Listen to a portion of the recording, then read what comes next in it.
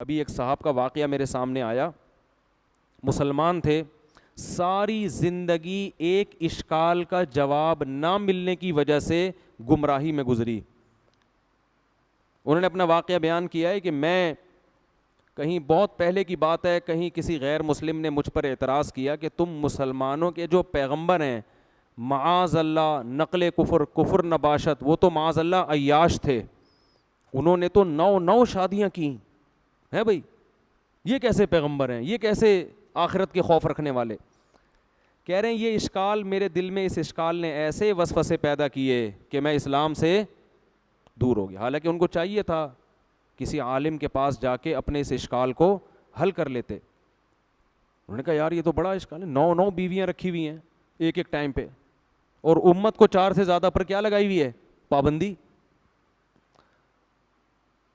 اور پھر 9 سال کی عمر کی لڑکی سے بھی شادی کی، حضرت عائشہ سے۔ تو کہتے ہیں میرے دماغ میں اتنے وسوسے آئے نا کہ میری زندگی کس میں گزری؟ عیاشیوں میں، ساری جوانی عیاشیوں میں برباد کر دی، جو اصل عمر ہوتی ہے انسان کی بننے کی۔ لیکن اللہ کا فضل ہوا، کہتے ہیں میں نے کسی عالم کا کہیں بیان سنا، اس بیان میں وہ تذکرہ کر رہے تھے، انہوں نے مجھے اس کی پوری حکمت بتائی، تو میرا دماغ صاف ہو گیا کہ یار میں خامخواہ میں گمراہی میں پڑا رہا ہوں۔ میں بھی ایک دفعہ ایئرپورٹ پہ تھا نا، ایک خاتون بڑی لبرل قسم کی، وہ آئیں اور مجھے کہنے لگیں کہ آپ مفتی طارق مسعود صاحب ہیں؟ میں نے کہا جی۔ ایک سوال پوچھنا ہے، آپ ناراض تو نہیں ہوں گے؟ پوچھ لیں، میرے گھر والے بھی ساتھ تھے۔ میں نے کہا پوچھ لیں۔ تو میں نے کہا، کہتی ہیں کہ میں نے تجربہ یہ ہے کہ جب مولانا ٹائپ کے لوگوں سے اس طرح کا سوال پوچھو تو وہ غصہ کرتے ہیں۔ وہ کیا کرتے ہیں؟ غصہ، اور گستاخی کا فوراً فتویٰ لگا دیتے ہیں کہ آپ تو نبی کے گستاخ ہو۔ میں نے کہا آپ بالکل آزاد ہو کے سوال پوچھیں، میں آپ پہ گستاخی کا فتویٰ نہیں لگاؤں گا۔ العیس سوال، حدیث میں آتا ہے کہ جو محتاج ہے نا اس کا تو علاج ہی سوال میں، اگر اس پہ سوال پہ پابندی لگا دو گے وہ بیچارہ کیسے، وہ گستاخی کے چکر میں ہی لگا رہے گا۔ اگر ٹھیک ہے سوال مہذب انداز میں ہونا چاہیے، الفاظ شائستہ ہونے چاہیے۔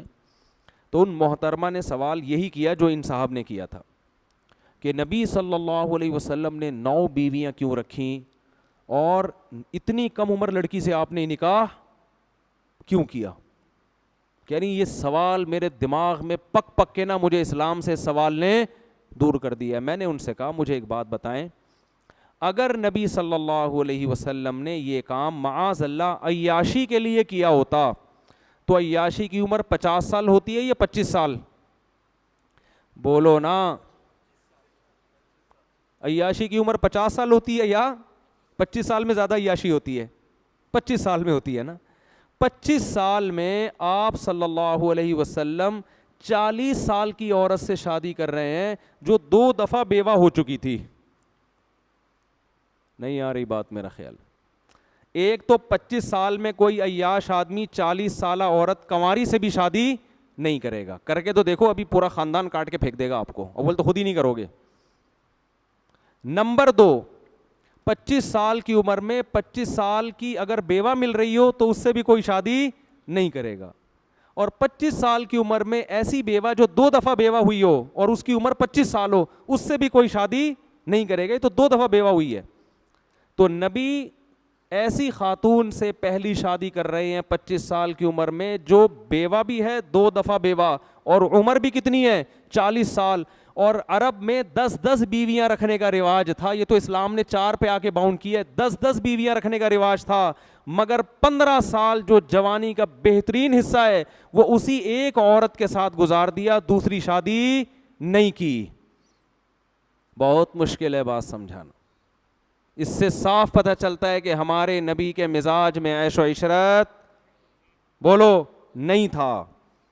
حالانکہ عرب میں کم عمر لڑکیوں سے شادی کا رواج بھی اور 10 بیویاں رکھنے کا رواج تھا۔ بہت سے صحابہ مسلمان ہوئے ہیں نا، تو جب اسلام قبول کیا ان کے نکاح میں 10 بیویاں تھیں، آپ نے فرمایا 4 کو رکھو باقی سب کو کیا کر دو؟ چھوڑ دو، 4 سے زیادہ کی اجازت نہیں ہے۔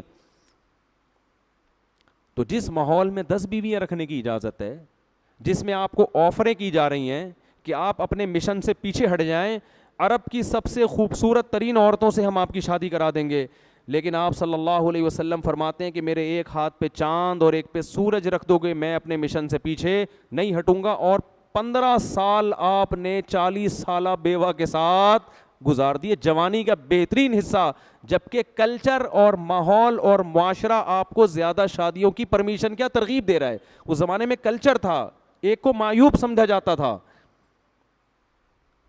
پھر جب آپ کی عمر 50 سال ہوتی ہے اور ہجرت کا وقت آتا ہے, اس وقت آپ دھڑا دھڑ نکاح کرتے ہیں. یہ صاف بتانے کے لیے کہ آپ نے جو اتنی بیویاں رکھیں یہ اپنے مزاج یا معاذ اللہ عیش کی وجہ سے نہیں, بلکہ اسلام کے حکم کی وجہ سے, کیونکہ اسلام کے احکام نبوت کے بعد اور ہجرت کے بعد آنا شروع ہوئے ہیں. ہجرت سے پہلے اسلام کے تفصیلی احکام نہیں آئے تھے. بات آ رہی ہے سمجھ میں؟ اور پھر ان 9 بیویوں میں بھی صرف ایک کنواری ہیں, باقی 8 کیا ہیں؟ طلاق یافتہ اور بیوہ.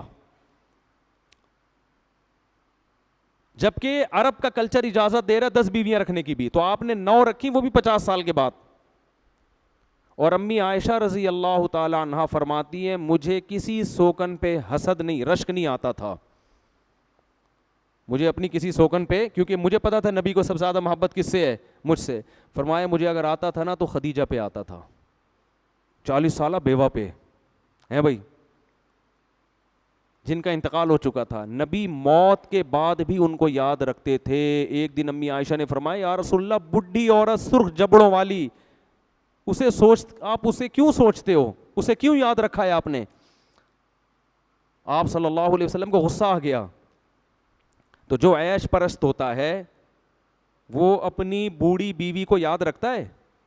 بولو ہے بھائی, وہ کبھی یاد نہیں رکھتا.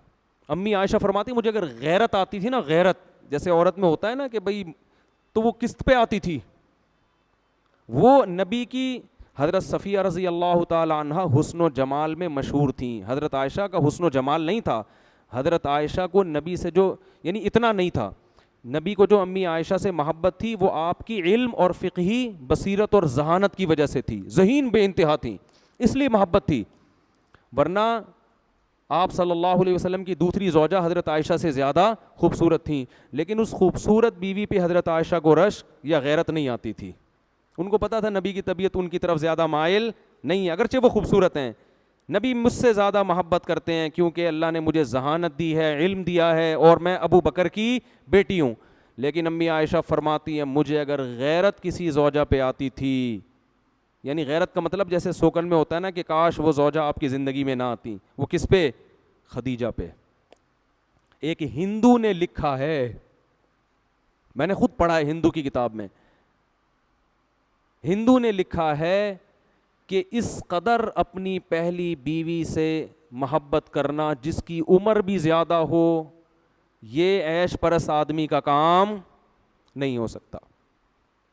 اور امی عائشہ نے جب فرمایا نا کہ آپ ان سے اتنی محبت کیوں کرتے ہیں, فرمایا اے عائشہ اس نے مجھے اس وقت سہارا دیا جب میری قوم نے مجھے دھتکار دیا تھا. تو آپ ان کی کوالٹیز دیکھ رہے ہیں, صفات دیکھ رہے ہیں. عیش پرست آدمی صرف شکل دیکھتا ہے, اوصاف نہیں دیکھتا. تو ہندو نے لکھا ہے کہ نبی نے جو بڑی عمر میں جا کے اتنی شادیاں کی ہیں, ہندو اس کا اعتراف کرتا ہے کہ اس سے صاف پتہ چلتا ہے اس عمل کا مقصد اپنی قوم کے مردوں کو کثرت نکاح کی ترغیب دینا تاکہ وہ بھی معاشرے کی بے سہارا عورتوں کو سہارا دیں. آئی بات سمجھ میں کہ نہیں آئی؟ تو خیر, اور رہا یہ مسئلہ کہ امت کو تو 4 اور خود زیادہ, تو دیکھو اگر آپ صلی اللہ علیہ وسلم معاذ اللہ نقل کفر نباشت آپ کی طبیعت میں عیش ہوتا, تو عیش پرست آدمی خود بھی عیاشی کرتا ہے, دوسروں کو بھی عیاشی کی اجازت بولو دیتا ہے. وہ دوسروں کے لیے سخت قانون تھوڑی بنائے گا, وہ کہے گا بھائی جب میں 9 رکھ رہا ہوں تم 10 رکھو, کیونکہ اس پہ تو انگلی بھی اٹھے گی نا کہ آپ ہمارے لیے کیوں کر رہے ہیں کم. تو اس سے پتہ چلتا ہے کہ نبی صلی اللہ علیہ وسلم کو اللہ نے جو اجازت دی تھی ایک سے زیادہ عورتیں رکھنے کی, اس میں حکمتیں اور مصلحتیں تھیں, اور امت پر 4 سے زیادہ کی پابندی اس لیے لگائی کہ قیامت تک اب ایک قانون بنایا جا رہا ہے, اس قانون میں اگر آپ کو 4 سے زیادہ کی اجازت دے دی تو مالدار لوگ 15 20 رکھ لیں گے, غریبوں کے حصے میں ایک بھی, بولو عورتیں اتنی تھوڑی پیدا ہو رہی ہیں, اتنی تھوڑی عورتیں کوئی برساتی مینڈکوں کی طرح پیدا ہو رہی ہیں، دھڑ دھڑ 10 رکھو، 20 ادھر کر دو، 40 ادھر کر دو. اس کا نتیجہ یہ نکلتا کہ غریب عورت اکثر مالدار کو ترجیح دیتی ہے. کروڑ پتی لوگ 10 بھی رکھتے، وہ کیا کرتے 10 بنگلے بنا کے دے دیتے، غریب عورتوں چلی جاتی. اور جو بیچارہ معاشرے کا غریب آدمی ہے، ان میں آدھے سے زیادہ لوگ گٹر کے ڈھکنوں پہ بیٹھ کے گزارا کرتے. تو اسلام نے کہا کہ بھائی 4 سے زیادہ نہیں. سمجھ رہے ہو؟ کیونکہ عورتیں ایک حساب سے پیدا ہوتی ہے نا. تو یہ بہت ساری مسئلے تھے اس میں. تو وہ صاحب جو پوری زندگی ان کی جوانی برباد ہوئی، گناہوں میں گزری، آخر میں ان کو اس اشکال کا جواب ملا. کہتے ہیں میں اتنا رویا جب مجھے جواب ملا. میں نے کہا اتنی پاکیزہ سیرت آپ صلی اللہ علیہ وسلم کی، اور میں نے ساری زندگی اس وسوسے میں برباد کر دی.